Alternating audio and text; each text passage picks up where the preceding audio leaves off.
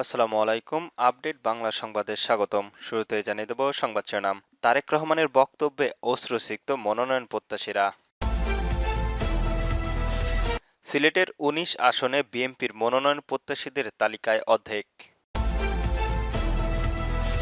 জুলাই সনদ বাস্তবায়নের সুপারিশ পেশ মঙ্গলবার। সর্বশেষ জানিয়ে দেব মানিকগঞ্জের সার্জিস আলমের সঙ্গে সাবেক সমন্বয়কের বাকদিগন্ত। শুনছিলেন সংবাদ শিরোনাম, এবার বিস্তারিত।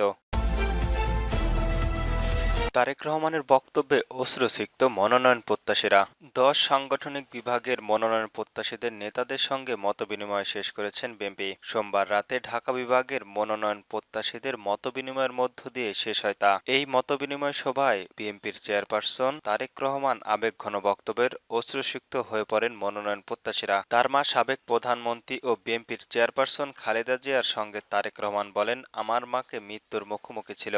ইচ্ছা করলে মাকে আমি নিয়ে আসতে পারতাম, কিন্তু মা তো আসেনি আপনাদেরকে ছেড়ে। ৬ বার সে মৃত্যুর মুখোমুখি হয়েছে। মৃত্যুর মুখোমুখি থাকা সত্ত্বেও মা আপনাদের ছেড়ে আসেনি। সেই মাকে সামনে রেখেই আপনারা এক থাকবেন, যিনি আপনাদের জন্য এত ত্যাগ স্বীকার করেছেন। যে মাকে আমি নিয়ে আসতে পারতাম, কিন্তু সেই মা আপনাদের ছেড়ে আসেনি। যে মা তার ৪০ বছরের বাড়ি হারিয়েছে, শেখ হাসিনা মা বাড়ি থেকে তাড়িয়ে দিয়েছে। সেই মা তার সন্তানকে হারিয়েছে। মা বুঝে সন্তান হারার ব্যথা। সেই মায়ের সবকিছু মূলেই ছিল এদেশের জনগণ, সবকিছুর মূলেই ছিল একটি গণতান্ত্রিক রাষ্ট্র। ইচ্ছা করলে তো মা এ ব্যাপারে আপোষ করতে পারতেন, কিন্তু মা কখনো আপোষ করেননি। তাই লক্ষ্য ছিল ঐক্যবদ্ধর মধ্য দিয়ে একটি জাতি সংগঠন করা, যেখানে কত ত্যাগ না স্বীকার হয়েছেন। একই সাথে গণতন্ত্রের জন্য কত লোক শত শত শাহাদাত বরণ করেছেন, কত লোক জেল খেটেছেন, কত লোক বিরুদ্ধের মামলা হয়েছেন। সবকিছু মিলিয়ে মা যদি আপোষ করতেন, তাহলে এত কষ্ট মার করতে হতো না। সূত্র জানায়, এই বক্তব্যটি দিয়ে তারেক রহমানের আবেগপ্লুত হয়ে পড়েন। এ সময় উপস্থিত মনোনয়ন প্রত্যাশীরাও চোখের পানি ধরে রাখতে পারেননি। বিএনপির ভারপ্রাপ্ত চেয়ারম্যান তারেক রহমান আদালতের একটি ঘটনার উদাহরণ টেনে বলেন, এক সন্তানকে নিয়ে দুই মায়ের দাবি ছিল। বিচারক তখন বললেন, সন্তান যখন আপনাদের দুইজনেরই, কেউই কারো দাবি মানবেন না, তাহলে আমি একটি সিদ্ধান্ত নিয়েছি, আমি আপনাদের সন্তানকে দুই ভাগে ভাগ করে দিই। তখন যিনি আসল মা সে বললেন, না, সন্তানের ভাগ করার দরকার নেই, ওনাকে দিয়ে দিন, কিন্তু যতদিন বেঁচে থাকি আমার সন্তানকে আমি দূরে থেকে দেখব। অর্থাৎ আসল মাই জানেন, যিনি সন্তানের ভাগ হতে দেননি। ঠিক এই ভূমিকাটাও আমি আপনাদের কাছে দেখতে চাই। প্রার্থীরা যদি সেই ভূমিকা অর্জন করেন, তাহলে আপনাদের নেতৃত্ব এগিয়ে দিবে বিএনপি।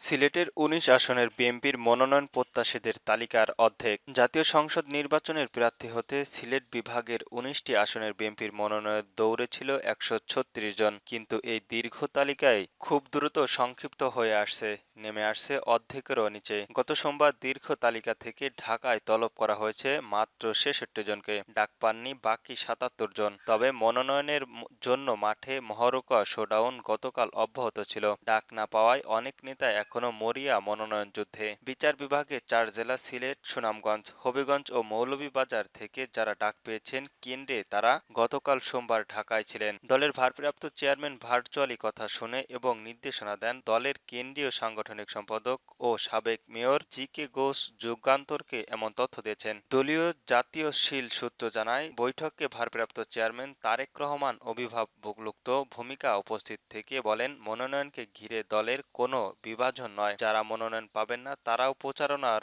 মাঠে সংস্ক্রিয় থাকবেন, আর যাকে মনোনয়ন দেওয়া হবে তিনি ঠিক যেন বিজয় মিছিল, মিষ্টি বিতরণ থেকে বিরত না থাকেন। দলীয় সূত্র আরও জানায়, শুরুতে মনোনয়নের জন্য তলব করার নেতাদের উদ্দেশ্য করে দলের নীতির নির্ধারক করার ভাষা বক্তব্য দেন। বৈঠকে দলের স্থানীয় কমিটির সদস্যরা স্পষ্ট হুঁশিয়ারি দেন, মনোনয়ন সবাই পাবেন না, সংগঠন চেতনা ও ত্যাগ সংগ্রামের প্রমাণ রাখতে হবে। পাশাপাশি মনোনয়ন প্রত্যাশীদের ঐক্যবদ্ধ থেকে ধানের শীষের পক্ষে কাজ করার নির্দেশ দেওয়া হবে। দলীয় নেতারা বলেছেন, এই তালিকায় আরও ছোট হবে এবং শেষ পর্যন্ত শুধু সবচেয়ে গ্রহণযোগ্য, জনপ্রিয় ও মাঠে সংস্কৃতির নেতাদের মধ্যেই ধানের শীষের প্রতীক তুলে দেওয়া হবে। দলীয় এক শীর্ষ নেতা বলেন, এবার বাছাই কেবল সংখ্যা নয়, মনের ভিত্তিতে।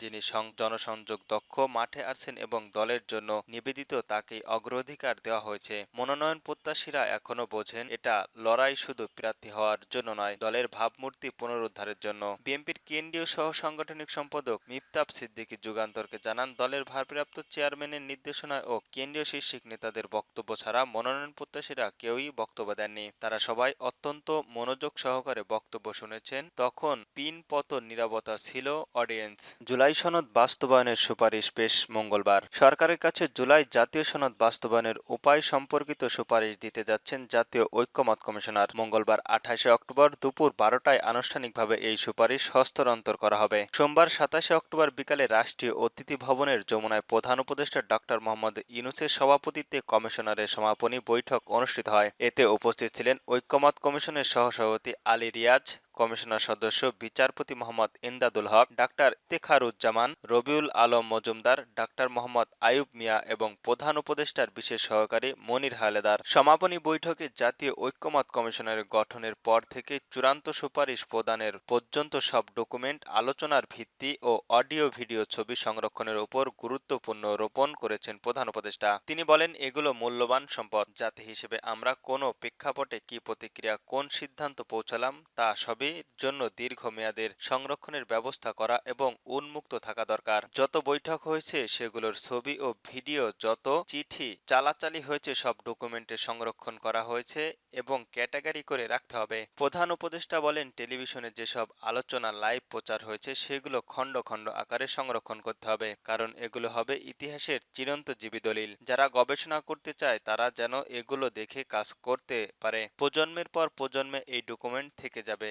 এই দলিলগুলো ভবিষ্যতেও রাজনৈতিক আলোচনার কেন্দ্রবিন্দু থাকবে। জাতীয় ঐক্যমত্য কমিশনার বাংলাদেশের একটি স্থায়ী জবাবদিহিতামূলক রাষ্ট্রের ভিত্তিতে স্থাপনের জন্য কাজ করেছেন উল্লেখ করে কমিশনার সহ সভাপতি আলী রিয়াজ বলেন, রাজনৈতিক দলের পাশাপাশি আইন বিশেষজ্ঞ, বিচারপতি, শিক্ষাবিদ সহ নাগরিক সমাজের বিশিষ্ট জনের সঙ্গে আলোচনার ভিত্তিতে জুলাই জাতীয় সনদ বাস্তবায়নের সুপারিশ চূড়ান্ত করা হবে। মানিকগঞ্জে সার্জিস আলমের সঙ্গে সাবেক সমন্বয়কের বাকদিগন্ত। মানিকগঞ্জের জাতীয় নাগরিক পার্টি এনসিপি সমন্বয়ক সভা দলের উত্তর অঞ্চলের মুখ্য সমন্বয়ক সার্জিস আলমের সঙ্গে বৈষম্য বিরোধী আন্দোলনের নেতা ওমর ফারুক ওরফে দাড়ি ওমরের বাকদিগন্তর ঘটনা ঘটে। সোমবার 27 অক্টোবর সন্ধ্যায় মানিকগঞ্জের শহরে সিটি ড্রিম হোটেলের মিলনায়তনে এই ঘটনা ঘটে। জানা যায়, পূর্বে নির্ধারিত কর্মসূচি অংশ হিসেবে দলীয় নেতাকর্মীরা মানিকগঞ্জের এক সভায় আয়োজন করে এনসিপি। সভা চলাকালে ওমর ফারুক সভাস্থলে প্রবেশ করেন, সার্জিস আলমের সঙ্গে হট্টগোলের সৃষ্টি করে। এই নিয়ে ঘটনার কিছুক্ষণ পরেই একটি ভিডিও মানিকগঞ্জের